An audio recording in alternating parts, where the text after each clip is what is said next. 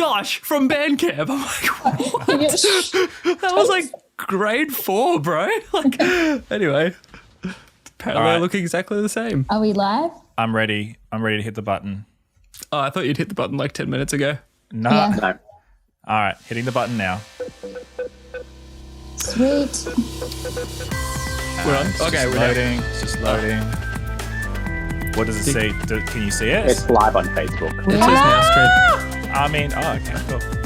Okay, good. I can continue. This one time at band camp. No, I'm kidding. Okay. Lol. Welcome back to Burn the Haystack with Josh, Jesse, and Josh and Laura. Hey guys. Hello. Hi. Jesse, do your bit. This is a show all about saving the best and burning the rest. Absolutely. And today we are continuing our conversation that we started 2 weeks ago. A week ago? 2 weeks ago? I can't remember when we did it. And we got so much positive feedback and everybody was like, please talk more about this. Don't finish. And then we had to finish because people had to go and do things and go to work. So we decided, you know what? Sorry. Some people. It's not. I mean, I had to go as well. But, you know, it was such a great conversation about what church will look like post-COVID. And we don't have all the answers again. We never said we did, but people like it. We don't? Well, I don't. Josh Wood does. That beard says it all, right? Where Sage the wisdom advice. is hidden in the beard. Yes. So we're here. We're continuing the conversation. We're going to do a bit of a recap and stuff before we get into it. And yeah, I don't know where we're going to go today, but Yeah. I guess it's I don't know. There's lots of things to talk about, lots of ideas, lots of things to have progressed since last time. So, yeah, lots to happen. Yeah, definitely. All right, so hey, just to recap on where we were last week. If you didn't tune in last week, or it's been a little bit since you listened to it, basically we talked about church post COVID, and I guess the sort of prevailing thought amongst a lot of Christians, or the assumption perhaps that we're making, is that church is just going to go back to normal once we go back to normal. But we kind of collectively questioned that notion and talked about how perhaps we think that church is going to have to change. And as well, not just seeing this as something that we have to do, but what are the opportunities that this crisis is actually giving us as a church? And so this is really a continuation of that conversation, as Josh said. But before we get into that, Josh, there's something that we have to do. There's always something. I can never remember. Was that one thing that we have to do before we actually get into our conversation? Exercise. Ew. Yes. I like it how that just became a joke, even though it could have been serious. Nice, guys. Of course, we have to do the question of the week. All right. So, easy question this week. And just g'day to everybody who's joining us on the live stream. I see Too Long is in. So if you have an answer to this question, please put your comments in the comments section below. We'd love to hear what you guys have been up to. The question specifically for this moment is, what has helped keep you sane during lockdown? For all of us who have been in lockdown. And before anybody jumps in, we are, of course, assuming that you were sane to begin with. Thanks, Jesse. I knew there'd be somebody to just point that out. But yeah, what's helped keep you sane during lockdown? If you haven't answered that question, put it in the comments section. Otherwise, how about you guys? What do you think? Exercise. No, seriously, like I've actually been exercising more in this kind of lockdown period than I was prior to. So I joined a gym at the end of last year, and then obviously gyms closed down. So I can't go to the gym, but my personal trainer, who just so happens to be a member of one of my churches, I still train with him. So I'm training with him once or twice a week. And that's about 4 kilometers or something like that from where I live. So I generally will either walk there or walk back, and my wife will pick me up. So exercise is one of the ways I keep saying. The other way is just good coffee. Oh, Yes. Yes. yeah. So tell us about your coffee right now. What are you? I don't even know, Josh. Are you an espresso guy? Are you a French press guy? Okay, so I don't have a French press because it broke. But I've got a Bialetti, I've got a filter machine, and I've got an espresso machine at home. Oh my gosh, you are any so and all Melbourne. of those. I am. This is the most Melbourne thing I've ever heard. What's your go-to right now? My go-to at the moment is filter because I'm Yep. out of espresso beans. Okay. Do you grind your own beans? Indeed, I do. Got to do it fresh because you get more flavour. Yeah. I only have a hand grinder right now, so Ooh, early that's in the morning. super like hipster. Yeah, it's a burr grinder. What's your favorite beans right now? I just started on a bean called Zest Blackbird, which comes from nearby where Josh used to live, down in Narre Warren area of Melbourne. Melbourne. Yeah, that was put on to me by a guy who used to be my barista at a cafe that shut down. But I still follow him on Instagram, and he gives me coffee recommendations. Love it. Solid. That's awesome. Cool. I'm loving that. Cool. All right. Who wants to go next? Laura? I was going to say exercise as well, which is the honest thing that's keeping me sane. I started the Couch to 5K running app, which Nice. is for when you're a couch potato like me to get up and learn to run over 9 weeks. And you start by doing like 1 minute running, 1 minute walking, and then over the weeks they expand the minutes you run and lessen the time you spend walking. And it's really hard and really awful. And I'm in week 5 and I just ran for 10 minutes without stopping, which I've never done in my whole life. I know. Claps for me. That's keeping me sane, honestly. Otherwise, Nutella by the tub. That's it. I was just a spoonful. My exercise is not a weight loss or a health thing. It's a mental health, making sure my brain is not stressing. Because I tend to be a very anxious, highly strung kind of person, and I find I was trying to figure out the chocolate Nutella exercise thing, which just was a little bit counterproductive in my mind. It's perfectly balanced as all things should be. Yeah, it's a balanced life. Nutella in one hand, running in the other. I like that's my answer. Yeah. What are you doing, Jesse? I feel like mine is fairly typical, like just video games, to be honest. I've been playing this one game with one of my friends, well, a couple of my friends. So shout out to Ryan and Sam and Tom, 2 guys from Brizzy and 1 guy from Palmy.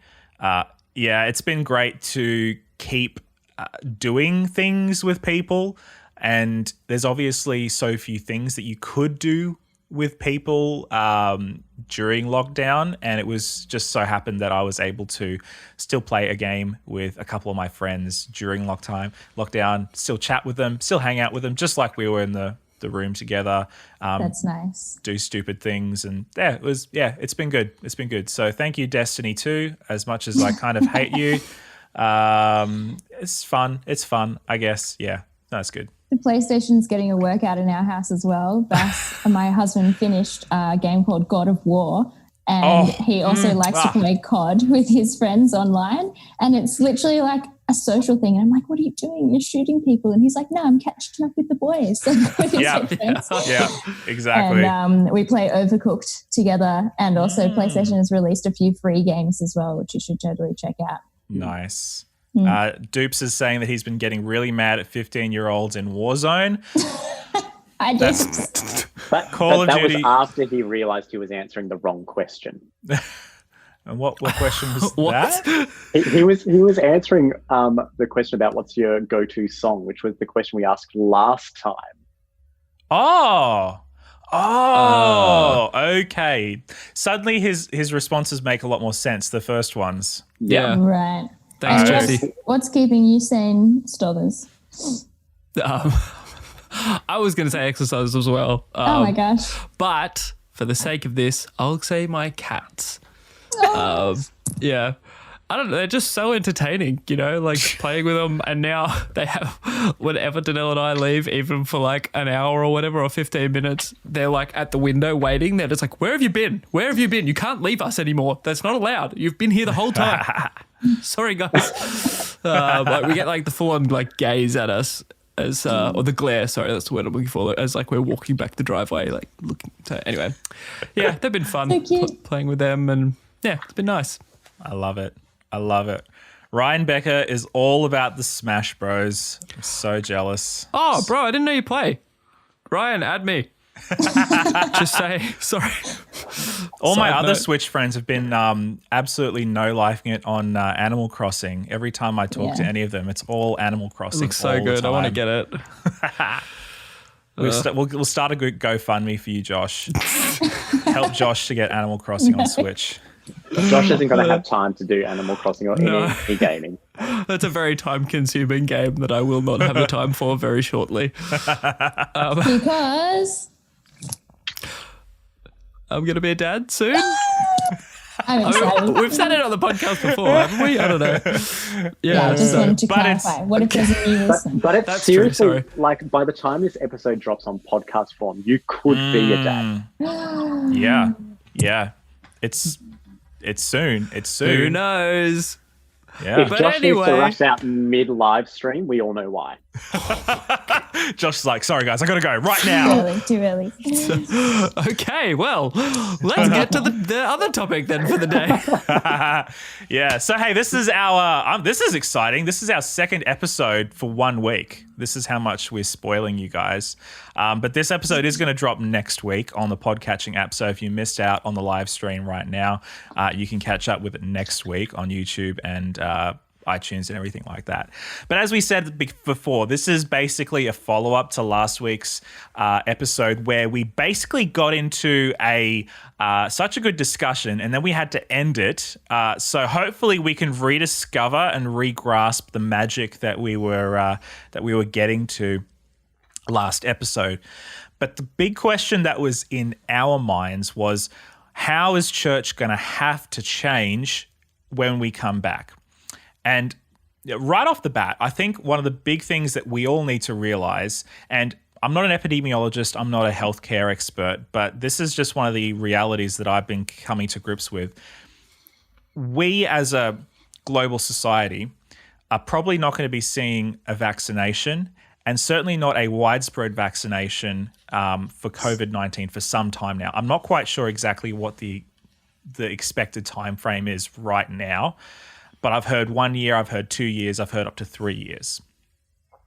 So there's a good possibility that we, as a society, are looking at kind of living beside and parallel to the threat of COVID-19 for another couple of years. I don't know if anybody wants to jump in on that particular point, but I'm just setting up sort of where we're going for now. Yeah, I might jump in for a moment because what you're saying about the widespread vaccinations is really something to take into account, because the reports that I've been reading and looking at are showing if a vaccine is available, best case scenario, kind of June, July 2021, we actually would then have a shortage of needles in which to administer the vaccine. Yeah. Because we're talking about every person getting vaccinated in a country in the world. So as far as distribution is concerned, so we are looking at a fairly lengthy period of time where we are in New Zealand and Australia, our governments have handled this pretty well in restricting travel, in closing down borders, in closing down businesses, all that sort of stuff, promoting safe practices, distribution of PPE, and physical distancing measures. However, this is gonna affect us, I think, a lot longer than we currently realize. Even me, like thinking in terms of, okay, when we went into lockdown here in New Zealand, we thought, okay, we'll be in lockdown for a month, then they're going to let us out, and everything's going to go back to normal after 4 weeks. But now we're looking at 12 months, best case scenario, and even further than that. So basically, what I'm saying is, church is not going to look the same, at least for the next 12 months. when it comes to what we're used to, big crowds all together, people touching each other, people being in each other's space, in the same way that we just take for granted, that is going to be not a reality for many of us. And this all depends, of course, on where you live in the world. I mean, we're seeing right now in America, churches opening up and then having to close back down because they've infected people as a result of opening back up again after not being open for a while. So I think people are going to get scared. People are going to become a lot more wary of any situations that are going to put them and their family in the potential firing line for infection. So with that in mind, and, you know, thinking back to our conversation last week, we just started talking about this. We didn't get to the end of it, but we started talking about this. This is the kind of serious, scary reality that we're going to live in. When you guys look at the next 12 months, what are you seeing with the information that we have right now, knowing that this could change overnight? Churches of over 100 people in attendance won't be able to meet for at least 3 years. 3 years? It's my guess. That's your estimate, right? Yeah. Wow. So, well, social distancing has to take place, you see. Right. And I think best case scenario, we will have churches being able to meet with up to 100 people so long as we follow social distancing guidelines. And in Australia, that's 4 square meters per person. So in one of my churches, North Fitzroy, which is like a really old church, it was built in like the 1890s, and the pews were built to be able to fit roughly 100 people or thereabouts in that space. But based on the actual size of the space, I can have no more than 19 people meeting in that space if we follow social distancing. So you said 19? 19. Like 19. 19. But what if people are in their bubbles though? That's kind of a bit better use of space. Like if a family group is all sitting together and then another family group is all sitting together. But you can still not have any more than what the social distancing guidelines will allow. So you can have 19 people and the families can sit together, but you can't go over 19 people because space physically can't accommodate 4 square meters per person. Right. Okay. Well, yeah, I mean, my church would probably be in a similar boat then because we get probably just under 200 each week on a normal week. Ooh. And so we already know it's not going to look like what it used to for a while. And we've talked about that.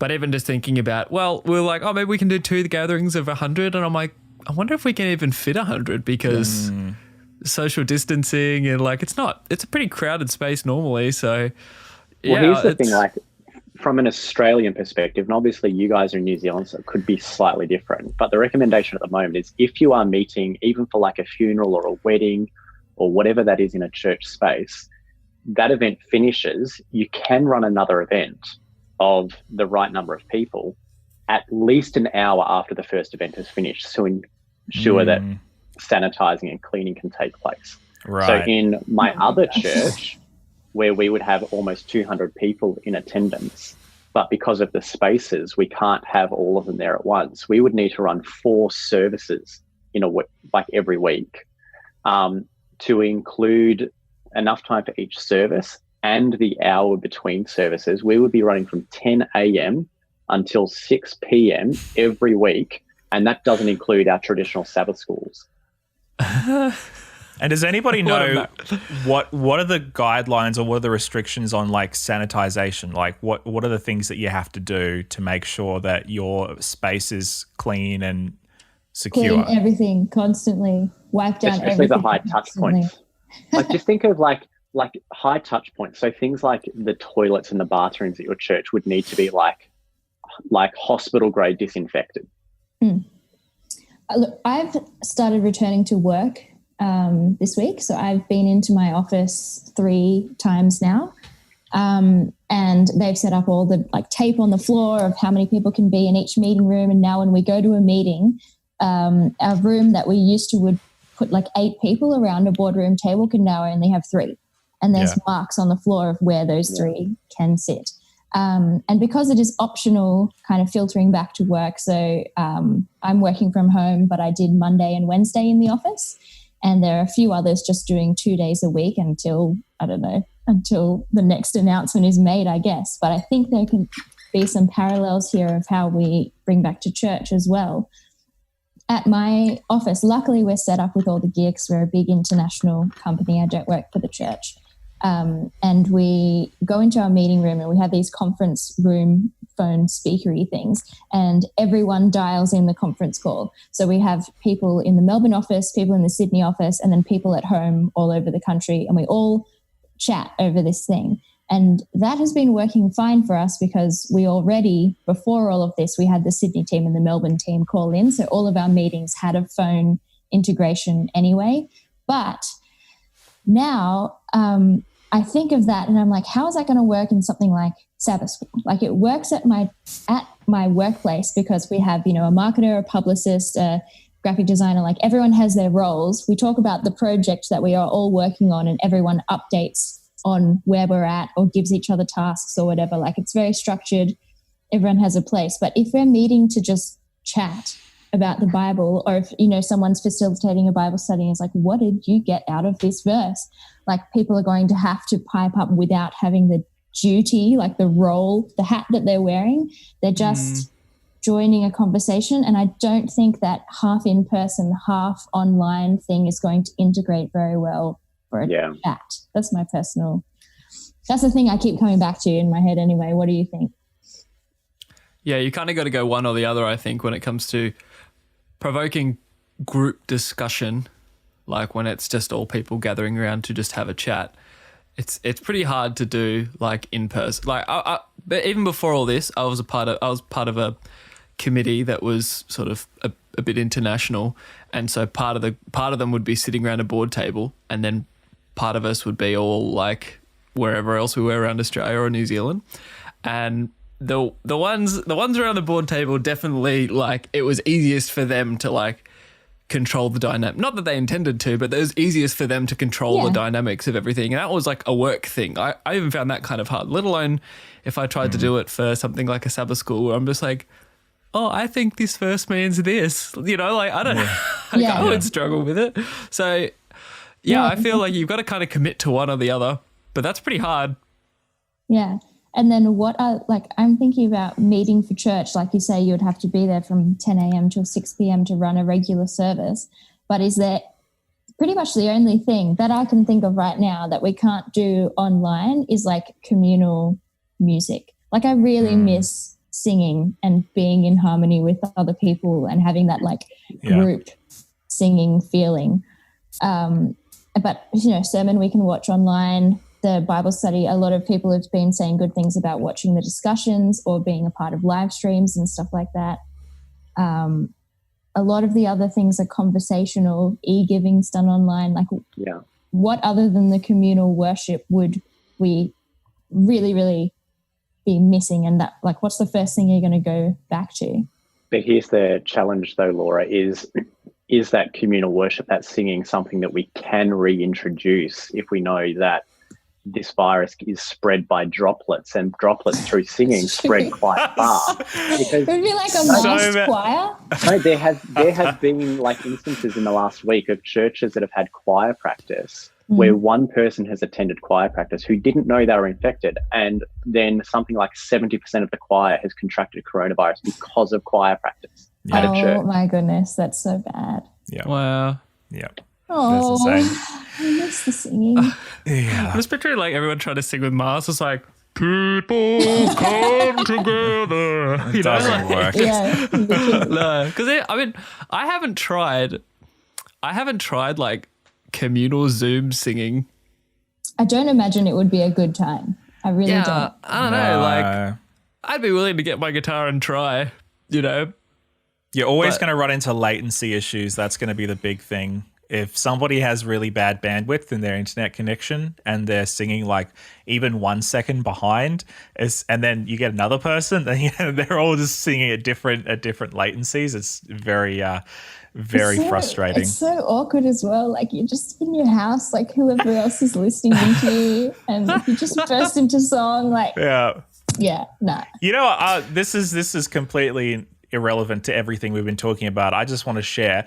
The weirdest thing for me right now is when I am watching a live stream of myself preaching, and then I on the live stream say, okay, let's pray. Yeah. And then I bow my head to be quiet and respectful while I'm praying on the live stream. Right. How weird is it? Jesse, I want to ask, when are you watching yourself back? I can't.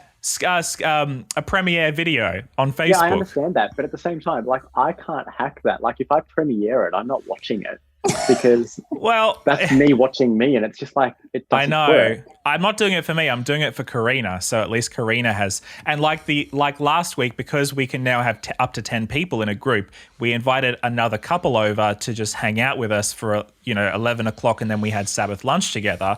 And then they were sitting on the couch awkwardly, while I was sitting on the couch with them awkwardly, watching me preach and then pray awkwardly on TV.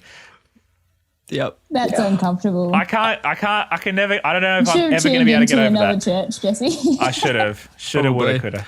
I was even doing the, lately at my church, I've been doing the sort of communal prayer where like I'd say something and then you're getting everybody to repeat it. Yeah. So then I'd be on the screen saying it and then I'd repeat it to myself. But I'm like, I have to participate, right? I have to be a good, I'm just imagining it's not me preaching. Yeah. I'm wearing a different outfit.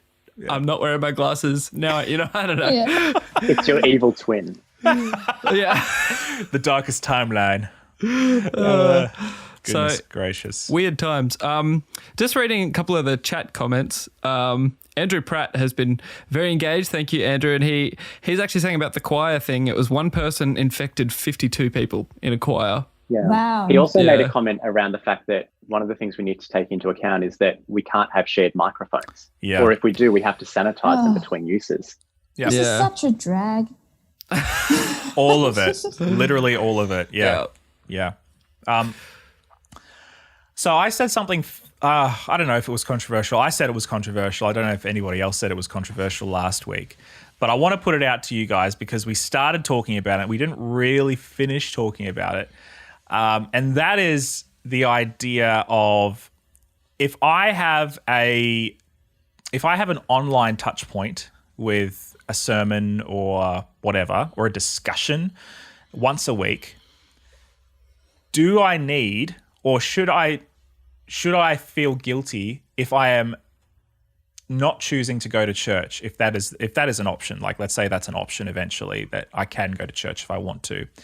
But if I'm just happy with engaging with church online and going, well, that's my church, should I then feel guilty about that? Or should I feel, you know what, even if it's online, it's still church and I can still get my church experience on Facebook or on YouTube or on Twitch or whatever the case may be? What do you guys think? Just to clarify, when you use the word I, are you referring to you as a pastor or you as like a random congregation person? I'm Joe Schmo. Joe Schmo. I want to throw it back at you though, Jesse. Yeah. Can you give me a theology of meeting together in a church building on a Saturday or a Sunday, depending on your denominational allegiances? And then I think you'll answer your own question. Right. Well, I mean, obviously that was it. Hebrews 10 passage is the one that we always throw out, but obviously that is the one that is often most taken out of context because it wasn't. What is that one for the non-pastor here, please? Don't give up on meeting together. Don't forsake. Oh, thank you. Yeah. Which pastors use all the time to say, see, come to church on Sunday, or see, come to church on Saturday. But obviously the passage, if you do just the slightest amount of research, is obviously referring to people meeting together in homes for house churches, for community and prayer and the Lord's Supper. So completely different context. So if anything, our only theological mandate is for small groups and not for meeting together with 300 or 3,000 other believers to watch a preacher say something and a $100,000 band setup, whatever the case may be. But if they had that option, if they had that option back then, that I'm sure that text would have still applied, right? Like, I don't think it's exclusive because they didn't have the option back then. I feel like the modern way we do church now, obviously it's different to Bible times, but they didn't have what we have now. So I don't know. I think personally, like, I feel like it's a bit dishonest to how times change and move that a text in the Bible that talks about small groups would only ever be referring to small groups. I feel like it is referring to any sort of church gathering, even like a social gathering at the church hall, or you know what I mean? Or like going out for community service as a church together. Like surely that text can still be applied to that. Well, that's what I would say. I think there's a theological mandate to do church or life in community with people. I don't know that there's a theological mandate to have a corporate worship program. Ooh, I don't know what to say. Ooh. Well, I think there is a demand for corporate worship in the Bible. You know, whether it's like technically, like whether it looks like what we're used to. I think you could argue the demand is pretty loose. Like, but I would say there is definitely like a call for like you to gather together to, I don't know, read or study the scriptures in whatever way contextually works for you, to sing together. That is like as old as the Bible itself. Yeah. It's like scientifically older than the Bible itself. I will quickly say, just so that we're all on the same page, I don't think what this discussion is about is trying to outproof text the other person, like even if we disagree. Like I don't think No, I mean, I think that's what we're trying to that's what we're trying to achieve, right? We're trying to achieve what is the biblical mandate, or what is the spiritual sort of direction that we see the journey of the Bible moving to us towards, not what does the Bible text say and how can I make my point the most accurate. Laura, did you put your hand up? Yeah. I did. Sorry, I didn't want to butt in. Back to your original question, Jesse, of whether it's okay to be like, I've gotten my church online and I don't need a physical church anymore. I think it's really hard to give a yes or no definitive answer to that, because it's really case by case. And that would be between you, dear layperson, and your God, right? So that's because cop out. No, I'm kidding. it is a cop out, but there's such a difference between like sitting at home on your couch and watching a YouTube video of a pastor in Texas give a sermon, and then you get up and eat lunch and go home. There's a difference between doing that to like maybe joining people to chat about something, or like actively learning and taking notes. Or I don't know, I think the gathering together is the key part. Like last time we were talking about this, it was really like community is what it came down to. That's the real thing that we need. It's not listening to someone else talk about God. It's not watching an actor play Jesus on the TV. It's actually like integrating your life with other Christians. Yeah. Josh Wood has his hand up. Yeah, yes, thank you. We're going to make this like a school class lesson thing. I think the challenge is that faith can be cultivated in isolation, but it's not best cultivated in isolation. And the thing for Christians to really look at is that as a Christian, if we go to like the nth degree, and I know that this isn't about the proof texting, but I'm going to proof text this. Matthew 28, the Great Commission around go and make disciples of all nations. How do you make disciples? How do you become a disciple if you're only doing it by yourself? Ooh, that's good. Good question. Yep, you get the clap emoji on Zoom. Bam. Look at that. Okay, all right. So maybe let me rephrase my question so that we can become more specific in what we're talking about, because I mean, we've had, like, we as in church has had this conversation for a long time, ever since online church has been a thing. And, you know, the question has always been floated, is online church real church, blah, blah, blah. I think that's a boring question. But what I think the big word that we need to grapple with is engagement. And that's what we kind of talked about last week. And we talked about how even if I, again, Joe Schmo, I'm going to church every week and I'm sitting in a pew, I'm sitting in the back, I'm listening to the worship, I'm listening to the sermon, I'm chatting to my friends, and I'm going home. Am I engaged in discipleship? Am I engaged in the mission of the church? Am I engaged in building the kingdom of Jesus Christ? If that's the extent of my spiritual experience, no, of course not. So I guess then my question is, what does engagement look like in an online space, and how can we as church leaders help people to greater levels of engagement in the same way that you would be wanting them to do that in a physical setting? I think engagement on whether you're in person or at home comes down to, are you having a response to faith content? That's so broad, but I'm just thinking like in a Sabbath school setting, I'm much more likely to speak up than, for example, my husband, who's very introverted and probably won't join the discussion in a group setting if it's a big group. Doesn't mean he's not responding to the faith message. He's just not as likely to speak up.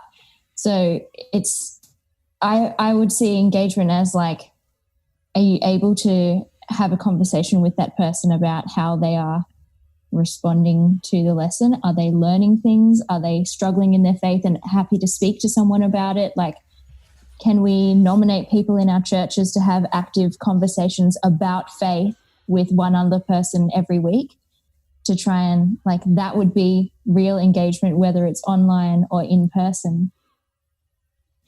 Should we not have been doing that already? Of course we should have been doing that already, but I think old habits die hard, and how many centuries have we been going to a stone building and watching a wise person who invests their entire life or career in ministry to share with us about God's love again? And that has just been hundreds of years we've been doing that.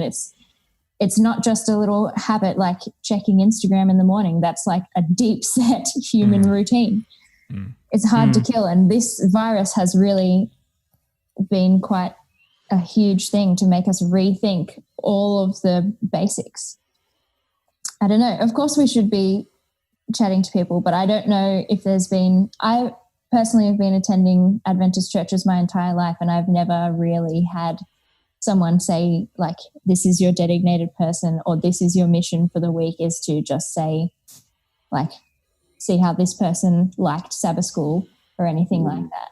Well, that goes to the point of what Tulung is saying in the comments section, which is essentially, have we been too busy playing church and kind of putting on that facade of this is what the church is, rather than actually doing real ministry? It's true, but that entertainment aspect is what gets people in. Like, having the big performance is what's going to get random people off the street interested in attending and watching and whatever. If we just said to someone walking down the street, like, hey, come along and let's sit down and talk about the Lord, like, they're not going to be interested in that. But if we put on a big show and there's going to be like dances or big music performance, or it's my voice. If someone shares like a really inspiring message or something, they're much more likely to come along and be like, oh, a life lesson. Oh, okay, I don't have to be too involved. I can just be entertained. So it's like that gets people in, but then keeping people staying and growing them in the faith is another separate thing. How do we merge those two? But also to springboard back to Jesse's original question, Laura, that level of conversation that you might have in a Sabbath school lesson, and you're giving the example of yourself and your husband around the different personality types, you can do that because of the relationship or the confidence you have in the people in that same group to a large extent. Whereas if you're going and just watching a sermon online, you're not actually developing the relationships to get into a group to deepen your discussion and faith through that means as well.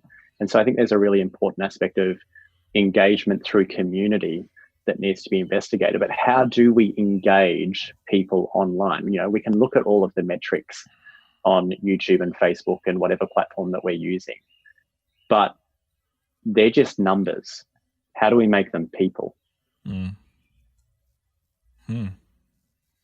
honestly don't know. Well, look, I think that behind every number is a person, no matter which way you slice it. I guess the hard thing with analytics is that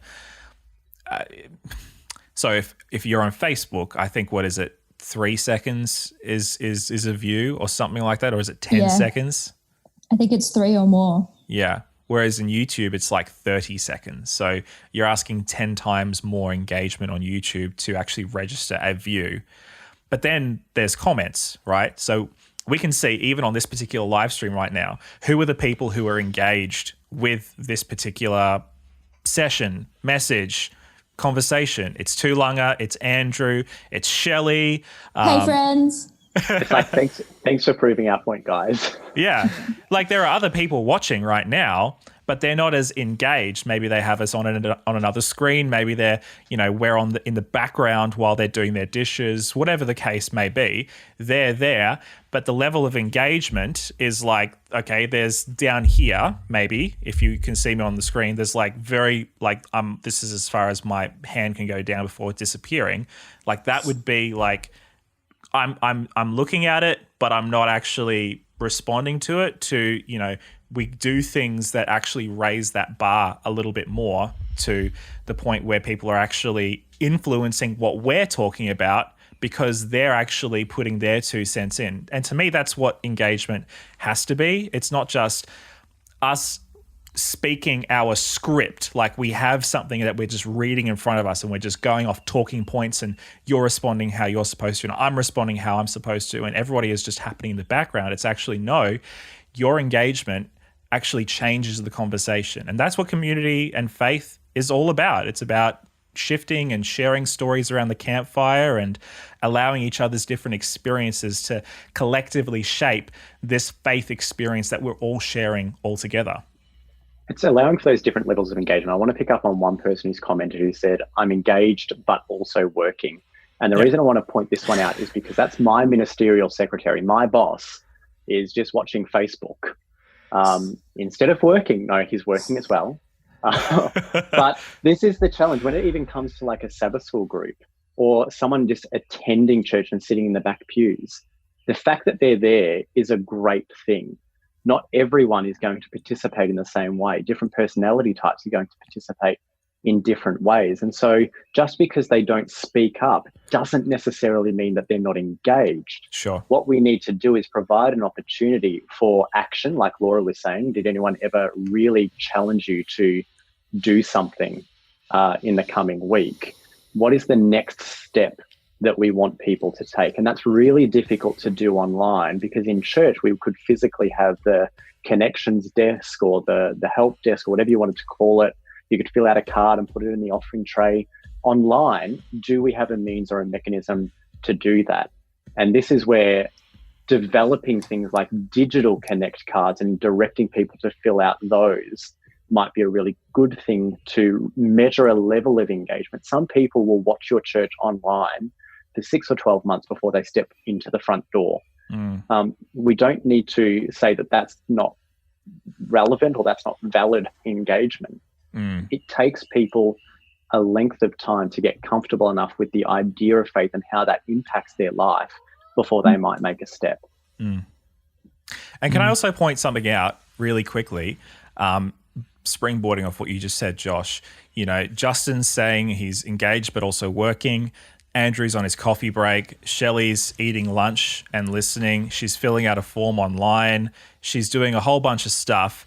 Okay, we are leveraging an opportunity that we would never be able to do. Nora's sorry, guys. We just need Nora's just jumped on Josh's lap. Sorry, I'll Nora make is it. Josh's cat, and she's sniffing the microphone. What's happening there is far more interesting than anything else Nora. that's happened so far. Sorry. This is my favorite part of the whole chat. Yeah. Sorry, Jesse. Continue on with the multi-engagement. I was very engaged with what you're saying before a cat appeared on the screen. I'm sorry. Continue. I'm so sorry. Totally, me too. What I was just going to say is that we actually have an opportunity now that we've never had before, which is that previously we, the church, expected people to show up in the place that we wanted to show them to show up at the time that we wanted them to show up. But now we actually have an opportunity to cut into people's real lives, where they're living, what they're up to, and they actually have an opportunity to engage with whatever it is that we're wanting to present, the questions, the thoughts, the talking points that we think are important to help people grow and take those next steps. And we can do it anytime we want. We can do it at 1:22 p.m. in the afternoon, right? We can do it. It doesn't have to be 11 o'clock on a weekend. And I think that that's exciting. It is really exciting. Yeah, I think I think the biggest thing is that the Christian journey, it requires accountability, to make it happen. I remember reading a book that Josh Wood recommended me, The Re-Emerging Church by Mark Sayers. Yeah, really cool book, but some really challenging stuff in there. I haven't actually read that book yet. Classic. Anyway. It's sitting on my shelf. I read its precursor, The Disappearing Church, but I haven't yet read Re-Emerging. I haven't read Disappearing Church. I'm like, I want to skip to the positive stuff, so let's go Re-Emerging Church. But anyway, there's one thing that Mark Sayers talks about in that book. He talks about these like renewal groups, and he to be honest, he bases them off like some communist party thing. Anyway, classic Mark Sayers. But anyway, but part of what they do in the group is that like everyone will meet together, and then there's like a text or whatever they're discussing, and then they'll spin a pen or something, and like whoever it lands on, they're the ones who are teaching the lesson that week. Whoa. So like everybody has to come to the group prepared to teach it. Well, that's terrifying. Yeah, and he's like, if it could land on the same person every week, nobody gets removed. Everybody has to come every week ready to teach the lesson. Nobody can come without preparation. Yeah, preparation, but also you can't just text and be like, hey, sorry, I can't come tonight. If you're not coming, you have to call everybody in the group and let them know you're not coming and why. And accountability. That's insane. Even each text that you read, you have to, the first question you ask each week, you go around the circle to every single person and you say, how did you apply the text we learnt last week to your life over the last week?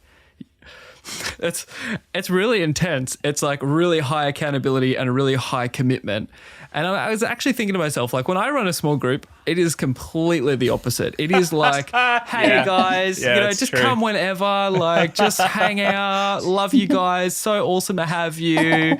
I'll take care of everything. You just be you. Just come as you are. You know what I mean? Like, yeah, that's the sort of atmosphere that I set up. And I was reading this and it actually really challenged me that maybe I need to be enforcing more like accountability and serious commitment from people. And I think that's something that no matter what you're doing online is really hard to do online because it's so easy to just not show up to a Zoom call. Sure. You know what I mean? It's so easy to just not show up to or not commit to a group at all. Yeah. So, or like you can blame like, oh, my internet connection isn't that good. I can't hear you that well. Or so, you know what I mean? Like there's so many. Freeze. Are you picking on my excuses every time? Oh, sorry. I wasn't targeting you, Josh. I forgot. I actually really like the idea of that high accountability group. Like as much as it does sound really intense and like a really heavy going group project, it's like an online, I mean, not online, but it's like a short course or something almost. Like it'd be like a 10-week course like people do for the CHIP program or the LIFT project or whatever. And so you have your set task and each week is like a new thing and you have to get together and talk about how you implemented that thing. It seems like exciting because it would encourage progression very quickly and group progression. From a psychological perspective, you actually learn more if you learn something to teach it. So you're actually going to be engaging with the content in a far deeper way if you come prepared to teach. Shelley Pools just asked a question, or made a comment, says that radical commitment, can it work in the AUNZ chillaxed culture? I would add the chillaxed on-demand culture that we have, where it's all about what I want rather than what potentially I need.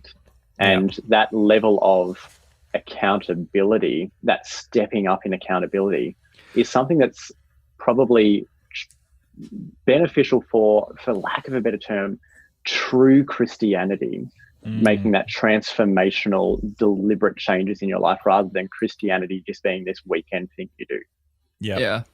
I should add as well that Mark Sayers and that book, he's an Australian author. Like he's done that at his church, Red From Church Melbourne. in Melbourne. So like his church rents out the church I used to pastor at. Yeah. There you go. Like it can work in an Australian context because the guy who talks about it wrote the book and he's Australian. You know what I mean? Like so. Yeah. But in our Adventist context, there's a big culture shift that has to happen there. But historically, we have been a people who have demanded a high amount of commitment. 50 years ago, no Adventist wore makeup. Every Adventist had, wore vegetarian. Yeah, everyone was vegetarian. This wedding ring would be totally taboo. I would be thrown out of the church for that. Yeah, I couldn't have my ears pierced. Yeah, totally. And I don't think that, obviously but I think what we need to do is not necessarily say people shouldn't commit, but maybe we need to shift our focus on where we commit to. Well, I was going to say what our commitments are. Even in our modern context, the chillaxed Aussies and Kiwis, we still invite high levels of commitment in different areas of our lives. If I'm going to therapy, I'm going to go to therapy and I'm going to spill my guts and I'm going to commit to that. If I'm going to CrossFit, I'm getting up at 5 o'clock in the morning and I'm going to be doing crazy things. I'm not talking, this is the royal we. I'm not going to go to CrossFit, but I'm too chillaxed. And you're the only one who didn't answer question of the week with an exercise-related answer. Yeah. That's because I tried to exercise while I was in lockdown and I just ended up hating myself even more. Yeah. All right. I feel that. Anyway. The challenge with accountability is it requires us to be real with each other. Yes. And vulnerability is something that our culture in particular really struggles with. Yes. Andrew Pratt is highlighting this pretty well in the chat right now, talking about our pastor-dependent culture, members being afraid of accountability because it might mean they have to put their faith into action. Yeah. Yes. Yeah. So I remember being a theology student in Avondale, and one of the first things that I did was take part in a public evangelism street preaching initiative on a Saturday afternoon. I hated every moment of it. Was that the one where we all had to wear red and stuff? Yeah. I hated that. I took a hymn book to that thing and it got stolen by an Adventist. Classic. I took my camera so that I could take photos to get out of having to talk to too many people, because I was just, they gave you a script or something and you had to it was in Sydney Keys, Sydney Harbour. Yeah, I didn't even know about this until afterwards. I think they dodged inviting me because of my long hair. You didn't look Adventist enough. Yeah. No, it's probably not. I don't know. I probably just missed it. I'm not a very observant person. Yeah. But yeah. That too.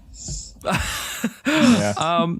Well, yeah, I think I don't know, maybe if we just refocus where we call people to commit to, I don't think veganism and vegetarianism is a bad thing, or modesty or any of that stuff. Yeah. I'll come to you in a second, Laura. I'll finish this sentence.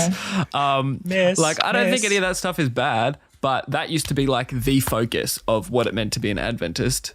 Yeah. And, I'm not saying we just throw that away, but I'm saying maybe what we should be compelling people to focus on is putting the biblical truths we believe into action, putting the Sermon on the Mount into everyday, every week action. That's a huge task just in itself. And keeping each other accountable to that, rather than coming every week and being did you eat bacon this week? Or I don't know, that's. Did you turn up your PlayStation when the sun set on Friday? Yeah. I know to say that those are it's not. I'm not saying that's not important, but I'm just saying I've seen where the focus has been on so many people, and I don't know. Maybe we just need to shift where we call people to commit to. All right, so Laura. true. I think if Jesus were here, he would be much more concerned about how is your heart this week? What did you struggle with? Can I give you a hug? Rather than did you turn off your PlayStation at sunset? That's not what I was going to say. What I was going to say is I think my prediction is that after this period that we're in right now, will emerge a lot of house churches and also a lot of things like the Alpha course. Oh, yes. Yep. You know what that is? I have that on my shelf right here, right now. Yeah, so a lot of another thing I haven't read or looked at. Nice. A lot of people that I talk to in Sydney that are attending other churches, not necessarily Adventist faith, but maybe they grew up in C3 or something different, and they love the Alpha Church, and there's lots of those kind of things popping up, and it's sort of a house church vibe where you meet at someone's house, eat some good food, watch a thing and answer some questions. But it's basically Christianity 101. Here's what we believe in a relaxed context. we're going to teach you the things, so you will learn, but you will not be forced to commit to having a life of faith afterwards. It's just a really relaxed, curious environment. And I think more of that kind of, we're opening the door to see if you want to check it out without forcing you to be part of our weird lifestyle or our, extremely vulnerable, open your heart and feelings to these strangers kind of way. Like none of that, but just a bit more of a gentle, community-based interaction. I would like to see more of that. I think that'd be much more effective than, door knocking and flyer evangelism and stuff would be. And just invite your neighbors over for dinner and be like, hey, we're starting this course next week. We're just going to check it out and see what it's about. No pressure, but we'd love you attend if you want. I'm going to make this delicious pasta again. Yeah. That kind of event I think would be great to see more of out of lockdown, and I think it will be popping up. My prediction anyway. I'll tell you one thing. Okay. Can I shift the topic? Yes. A little bit of one thing I'd like to see continue after COVID? Yes. The celebration culture we've started, things like celebrating emergency services people, things like celebrating, like for us when we moved between levels, that kind of thing, celebrating people in the medical field, all that kind of stuff. I would like us to do that in the church, like bring in that celebrating culture, because it's part of COVID-19. Like, at least in New Zealand, I don't know if it's been the same in Australia, but like every milestone, there's been celebration. Everybody who's been doing their part, there's been celebration for that person. And I would just love to see that culture carry into church. Like, can we just celebrate that we get to be together every week? Can we just celebrate that this person is giving up hours and hours of their week to run a Pathfinder club, which again is another high commitment Adventist thing that's awesome. Like, can we just celebrate this? Like, you know what I mean? Like, I feel like there's so much we've been taking for granted for hundreds of years now that I'm just like, well, can we just celebrate this? Like, can we it's just so true. stand there and applause? Yeah, we're often like, what do we need to pray for? And then we focus on the bad things. We're like, oh God, we're going to pray for this. Please fix it. Please help us. Please, whatever. But if we open to a more gratitude and celebration thing, that's already, churches are pretty good at celebrating marriages and babies. Yeah. And and that's birthdays. Kind of, and birthdays, sometimes birthdays. Yeah, it depends on the church, but yeah. Depends on the church, yeah, but you could get called up, like if you could get called up the front to be like, this person did an awesome thing this week, or like this person ran an amazing creative Sabbath school lesson and we're also grateful, thanks. Just that kind of stuff would be awesome, rather than this person has a problem and we have to pray for them. Because of course we will still do that, but to balance it with celebrations would be cool.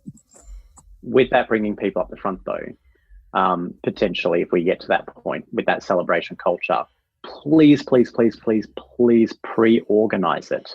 Yeah. You can't just because like, the introverts in our world will hate you even more.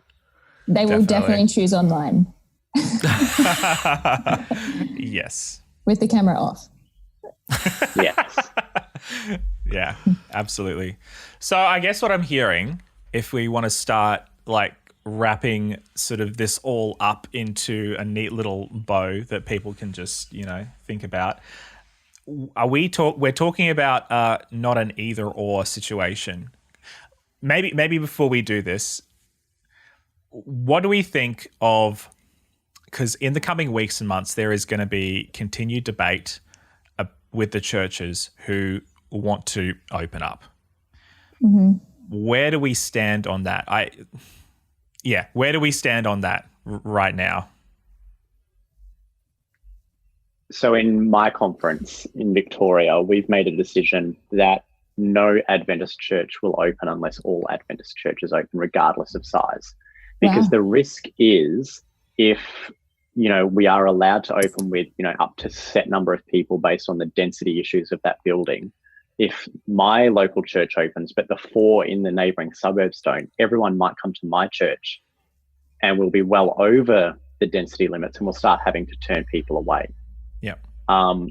So I think that we need to work in our regions and in our conferences to understand when our Adventist churches are opening to make sure it's all for one for all type mentality. Having said that, you need to have a plan on what that looks like, because when you do open, it's likely you'll need to take at least the first name and a phone number of every person who's there. So how are you going to record that? Because sharing a pen around is probably not ideal. No. So having some potential digital online way of recording that, and that could just be a person with a tablet putting it in for you, or a person with a pen and a piece of paper and writing it down for you. Maybe everybody should get like a barcode that you can just scan like on your forehead or your... Would that work? But the other thing that we need to consider is potentially pre-booking in for church so that you don't go over those density issues. So like you would for F45. Yeah. So one of my churches, the main space they've got can hold 78 people based on the density regulations that we're making an educated guess on. My suggestion would be is that we allow church members to pre-register to come to church, but only up to 60 members, not 78. Okay. Because that 78 needs to include the people running the service in that space. And I would also like to allow enough space for the potential visitors that still might want to come to church that aren't already contributing members or regulars at that local congregation. So I think we really need to start thinking through what church looks like, recognizing it will be very different for a very long time.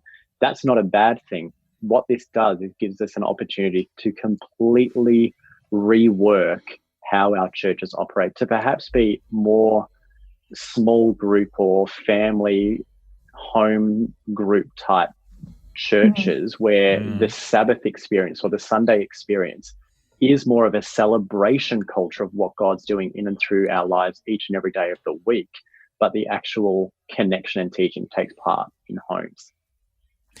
I guess I'm just thinking like what you've described, like you know, what you've described is kind of like typical for what most churches are going to have to try and deal with if they want to come back online. I guess the question that I'm wondering, I don't have an answer for this, but is it worth it? Like, is it worth it going to all those lengths so that you can meet together? Obviously, you can't put a price on being able to meet together corporately, and that's more important for certain people than it is for others. But I just knowing what we know about the world that we're living in now, is it worth it? And again, I don't have an answer for that. So if anybody has something to contribute, go for it. But I do realize that this is one of those things where it's very difficult to say this is definitively what I think. Apart from Josh, go for it. Yes, Hebrews 10. Well, I'm actually going to say yes, it is worship, because people actually value that corporate gathering. As much as they may not contribute by standing up and yelling amen when the preacher's preaching or whatever else is happening, they find some value in that corporate gathering. So definitely. I think as church leaders, we need to do everything possible, as difficult as it may be for us as leaders. We need to do everything possible to make returning to church as easy as possible for people. Yeah. I mean, I still think it's worth it. I mean, being serious. Because I think that just being in that space, you've got more... There's more opportunity for accountability to start taking place, at least, and for life change to happen. I'm not saying it happens every week, or that you even have a high success rate, but I feel like it's more likely to happen there than in a lot of other spaces. I mean, you think of like a TED Talk, like how many TED Talks have we all listened to? How many of them have we actually taken action from? Probably, for me, 5% of them, if that. But I mean, if people take if there is 5% action rate from sermons every year, it's pretty good.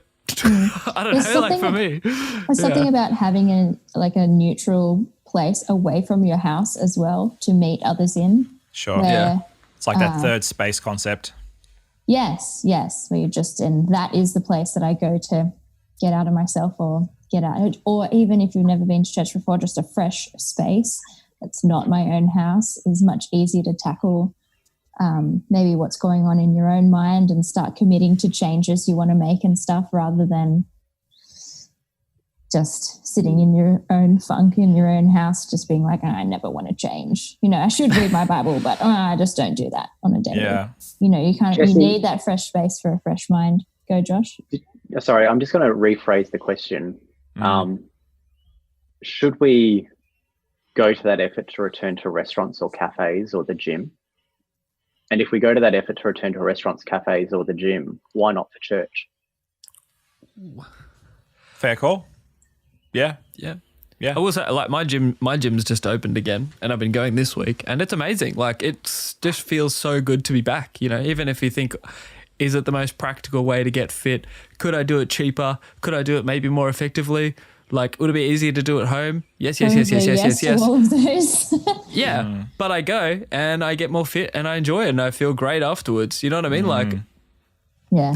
I guess if I was to engage with like the heart of what you are saying, Josh, it's that, okay, if I'm going to the gym, yeah, I could probably run and I probably could do weights somewhere else. So there's definitely ways around physical fitness that I could, facilitate without having to actually go to the place. With a restaurant, you could just say, cook it yourself, but I know that's not practical for a lot of people. I suppose what I'm trying to figure out for myself and for us is, and Shelley really nailed it on the head when she said just then, if you had to put your finger on it, what do people get out of the physical Sabbath morning experience, the Sabbath morning service?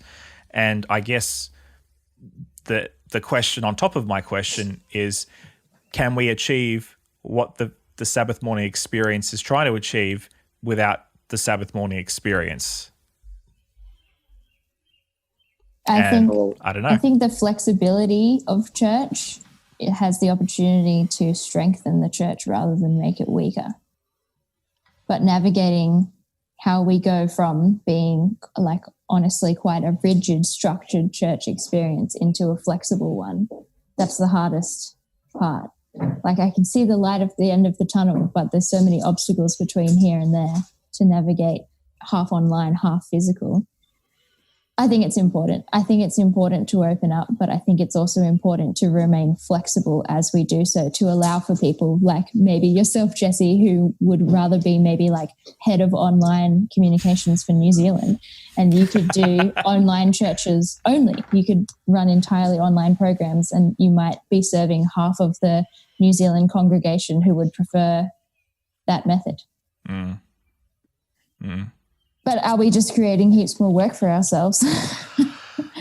That's also a very good question. Yeah. And I guess I'm not as anti coming back together as maybe it might appear I am. Like, I am a pastor. This is my job. Well, somebody has to do it, right? And so this is what I'm doing right now. But I guess my big question in all of this is, what is real change going to have to look like to navigate this brave new world that we're a part of, because we are going to have to change. But I'm just really grateful for you guys and for the input that we've been able to gain, the insight. So it just occurred to me, if we were to be having this discussion in other contexts, like I've seen on Facebook, people would be throwing around things like, oh, it's so political, it's this, it's that, the other thing. But this is not political. We're navigating this and we don't have all the answers, but I'm just really grateful that we can do this.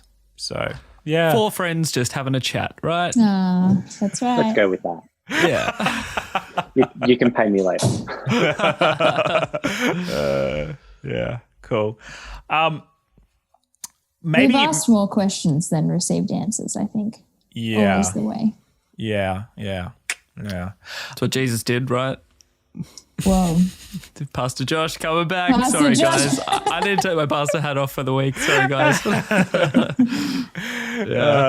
Hey, in the chat, if there are any other questions that you guys would like us to grapple with, there is one more thing that I would like us to kind of think about, and it's kind of more fun, so we don't have to think too seriously about that, but it's simply 10 years time, right? We've come out of this, there's a vaccine, things have kind of settled back to the way they used to be.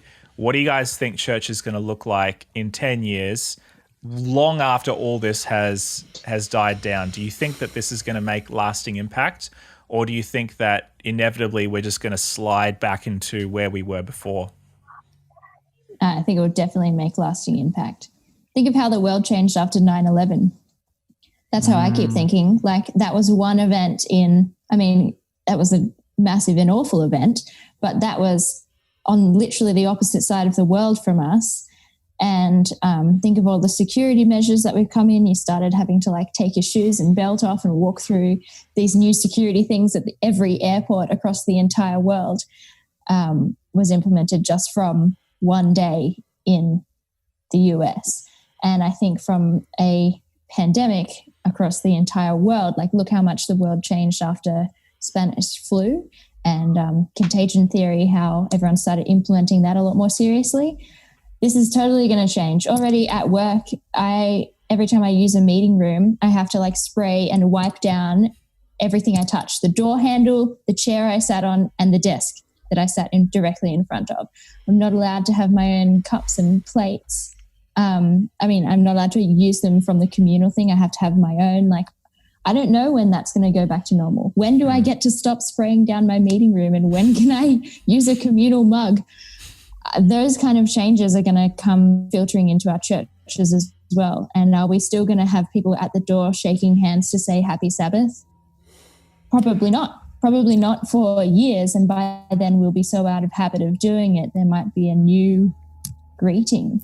Yeah. Ooh. Oh, honestly, though, like, how weird I don't know if you guys are there. Lots of things didn't change, but I think. how weird does really it feel, like, to think about shaking someone else's hand? I'm like, I don't want to do that. And you know what I mean? Like, it's become so, like, taboo almost. Pretty much. It's weird. I never thought, I'm a physical contact kind of person. That's I don't weird. think I've shaken another person's hand in 2 months now or something like that. Maybe probably more. Probably not going to be doing it for many, many more months to come. Yeah. And so I think those kind of small changes in our church will filter through to the way we structurally run the program is going to change as well. Even though you can't see right now how having to wipe a door handle and not being able to shake a hand is going to change the nature of how we do church, but it all filters through. I think it's going to be quite different in 10 years' time. I think the behavioural changes around shaking hands, hugging, even like coming together to meet together in a group will take quite some time for people to become used to again. Kerry Newhoff on his podcast was talking about whether this is an interruption or a disruption. And I think a lot of people are thinking it's an interruption where we will go back to the way things were. Yeah. Whereas it's actually a disruption. It's actually hopefully in some regards, and in some regards, hopefully not. It's going to change the direction or the structure of how churches and the world operates. And I think if we just think of it as an interruption, everything will go back to how it was.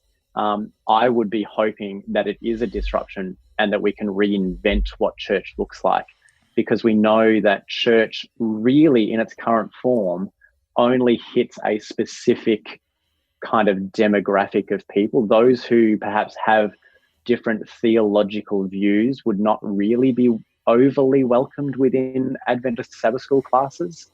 If they differ on some of those tenets of Adventism or want to explore, what do Hindus believe? Can you do that within an Adventist Sabbath school class? And so I think that there is going to be a disruption in the way that we operate and the way that we do things. And that's a positive thing, but there will be the temptation to just go back to the way things were as though it was only an interruption.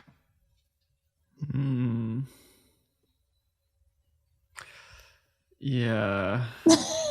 Josh doesn't like it. I can tell. You don't like it, man. No, I agree. I think it's really true. I'd never made the distinction between the two. But I mean, I've even heard people say that we're all going to be collectively struggling with some form of PTSD from this, mild, well, for some people it'd be more than others, and I was like, that's probably people true. who lived in the Great Depression were like really funny about like wasting food. Yeah. Afterwards, like for the rest of their lives. Yeah.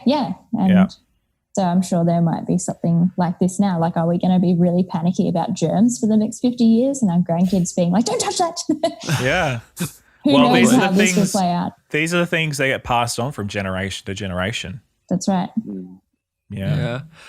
And so that's why, like, for me, I think about how you don't know what the impact is going to be, and I don't think you can really plan for it. But you can only plan to step into the next season with flexibility, but also high commitment to the things that are most important and most true to your walk with Jesus, I guess. Like the things that matter the most, you have to set your foot into those, and they have to remain. But the rest of you has to be pretty solid in how we're going to keep walking through this. And I think that's really challenging, like it's going to break. Like you think about something like a potluck. That's probably not going to be okay. R.I.P. the potluck. Yeah. Right. Dead in the water, man. Dead in the water. I didn't want to say it out loud because then it becomes real, but it's I probably had not real. thought about that yet. No, I'm sorry, Laura. might be dead. My heart is broken. But does that not open up our homes to having people around a dinner table or a lunch table together rather than 100 people in a room? We can have 10 people and have real connection. I like what you said, Josh, about prioritizing like what we need in coming out of this, in how we're going to change. Like from this chat and the last part one of this chat, the things I think we're coming back to are like, number one, community. Number two is probably accountability within that community. And so if we are taking our step forward with those two first, and then somehow having to build structures around it rather than habits or entertainment. And I think a lot of Adventists really love routine, which is not a bad thing. It's very human to love routine. But instead of stepping into routine, to step into community would be where I think we need to go. Can I make a prediction? Yes. A bold prediction. Yes, Prophet Jesse. I'm ready. I think that in the wake of this crisis, and this may not be very surprising for a lot of people, so maybe I'm just putting into words what everybody's kind of feeling and thinking right now. But I think in the wake of this crisis, we are going to see a lot of before solid Christians or supposed solid Christians stepping away from faith because they, through this crisis, will realize that they weren't engaged in the life of Jesus and the way of Jesus and the mission of the church and all that sort of stuff, then they probably thought they were. But that there are going to be more and more people who maybe didn't consider themselves religious or spiritual, or we didn't think were that engaged, who are going to step up in engagement because they realize that they need faith to weather the storms of life more and more. So I think we're going to see a bit of a shift and a shaking, which is such an Adventist term that we love. I was thinking that myself. Is this the shaking? I was trying not to say it, but I couldn't help it. But I think we're going to see a lowercase s shaking in the church, not just our church, but the church, as people realize that they were either not that engaged with faith anymore, and now that they don't have the guilt of having to go to church because their friends and their family are expecting them to, they're going to step away. And then I think together with that, we're going to see different people step up and engage at a higher level than we thought they would because they realized that they needed it. Yeah. I also hope that this allows us to stop majoring on minor issues. Like, let's get back to the heart of the gospel and just proclaim the gospel rather than, you're not wearing a tie, or the communion table cloth is slightly off center. Like, let's stop worrying about those things, because we know that in the last 8 or 10 weeks, they've been non-issues, that they're actually really non-issues. Let's just encourage people to proclaim the gospel in their own circles of influence, and then encourage, empower, and equip them to do so. Yep. It's good. Yes, Pastor Josh, well said. Very good. I'll take my pastor hat off too. Any final words of wisdom from you, Laura? No, but I really need to get back to work.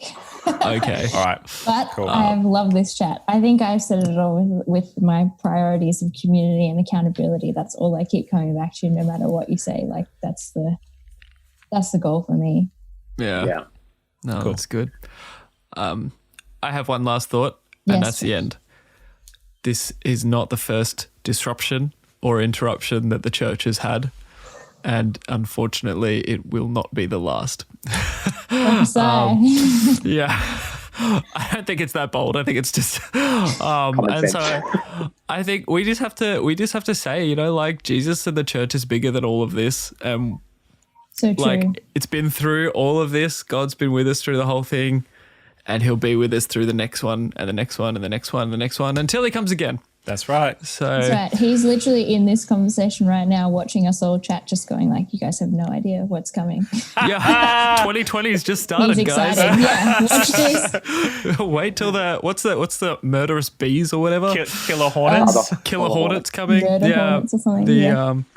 Yep. So 2020 guys, let's keep going. So can I just say? Yep. As you guys wrap up, as you normally do, Laura and I are just going to like back up and stand up a bit as you wrap up. Okay. Okay. Yep. Oh. I have to show you Oh. our cool Look outfits. at that, guys! Everybody, go and buy one right now. Yes, merch is now available for Burn the Haystack. You can get your own t-shirt, It's super jumper, comfy. or long sleeve shirt. We believe in the product. They look good. And pretty sure they're all fair trade, which is awesome too. Yes. So love supporting that. So anyway, make sure you go and buy that. You can check that. And for all things Burn the Haystack, of course, go to burnthehaystack.org. That's where you find all the goodness. And if this is your first time tuning into the podcast, welcome. It's great to have you. You can subscribe to Burn the Haystack on any podcatching app out there. You can also listen to us on YouTube if that is your jam. So just head over to burnthehaystack.org and you'll find all the subscription options. And if you have a podcatching app, then just search us up and you'll be able to subscribe to us there. Leave us a rating or review. That would be really helpful. And we'll be able to get more of these awesome conversations and these beautiful faces joining us to many more people all around the world. So thank you. Awesome. All right. Well, I think that's everything. So thank you all so much for joining us. Whether you joined us live or you're listening to this later, you're all awesome. We love you. Stay awesome. That is Josh, Jesse, and Josh and Laura out. Bye. And we are no longer live.